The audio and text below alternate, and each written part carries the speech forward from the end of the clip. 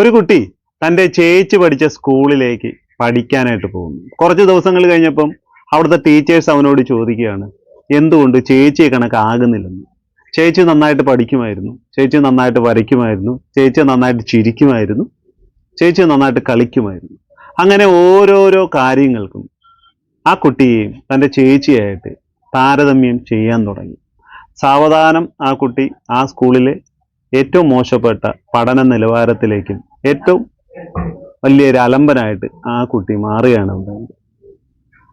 അത്യാവശ്യം അതുവരെ നന്നായിട്ട് പഠിച്ചുകൊണ്ടിരുന്ന ഒരു കുട്ടിയായിരുന്നു ആ സ്കൂളിലെ ഏറ്റവും ഉഴപ്പനായിട്ട് മാറിയത്. നമ്മൾ ഒരിക്കലും നമ്മുടെ കുട്ടികളെ അല്ലെങ്കിൽ മറ്റു കുട്ടികളായിട്ട് നമ്മൾ താരതമ്യം ചെയ്യാതിരിക്കുക.